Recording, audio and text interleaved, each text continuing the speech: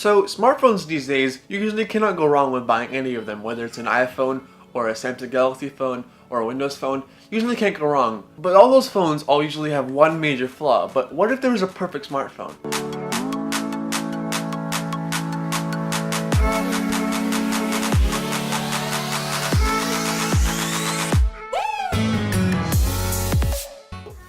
First of all, let's talk about design.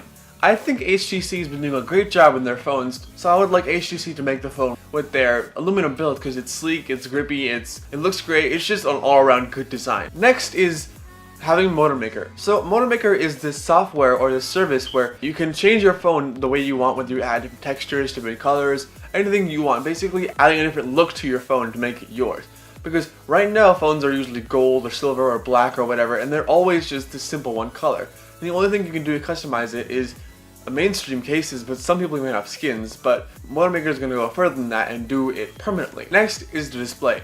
So right now I think the best company to make displays is Samsung. I've had a Galaxy Note 5 for quite a bit and I'm spoiled by the display. It's so nice and crispy. I just love watching videos on it and Netflix and all that stuff. It's just a joy to look at. Next is the camera. So I did a video comparing my 5D, which is what you're looking at me on right now, and my current phone's camera, the Galaxy Note 5, and I was amazed by the difference of quality with this camera and that camera. So cameras and phones these days have gotten really good, and I'll put the link of the video down in the description.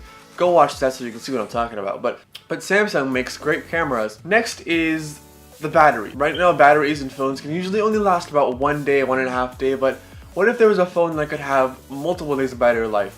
Like the Droid Max or a blue phone, but like those phones aren't mainstream and they always have one big flaw. So what if there's a battery size of upwards of 4,000 milliamps?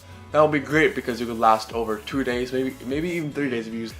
Right now I can kill the battery of my phone in under half a day because I can go on Netflix, play games like Hearthstone, watch videos. It's just a great idea to have a better battery life that's over 1 day. So let's talk about fingerprint scanners. Right now the two top dogs are Apple and Samsung. I think that I would prefer Samsung because Apple's is just a little bit too fast. I like Samsung more because it's not as fast as Apple. Next is some type of pressure sensitive display. Right now the only company doing this really well is Apple with their Apple Watch, the phones, and the MacBooks. If this was integrated into an Android phone, it would be a lot better because Android is more open source software. And I feel like developers and the people who make Android could do a lot more with that pressure sensitive screen. Next is software. So I want stock Android for the most part. So that's why I picked Marshmallow made by Cyanogen, because Cyanogen puts their own twist on the software, but it still looks the same and feels the same, which is why I like it so much. So let's talk about specs. Specs are always going to be evolving, so whatever the latest specs are at that time, I would like to have in the phone, which right now is an Adreno GPU and a Snapdragon 820. Which are both great processors. Next is speaker quality. So I would like to pick HTC because of their boom sound, or a Motorola as a second choice because these two companies have been doing a great job with the speakers and the smartphones.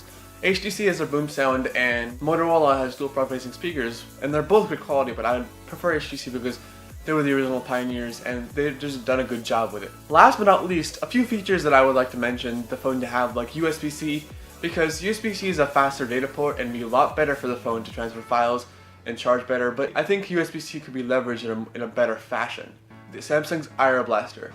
When I had my Galaxy S5, I used to watch TV all the time and I like to change the channel, but the remote was too far away, so I love using the Galaxy S5 to change channels, volume, all that stuff.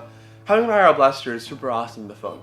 But anyway guys, that's it for this video. If you liked it, like, drop a comment, all that stuff, subscribe, do all that stuff. Anyway, I'll see you in the next video. Peace.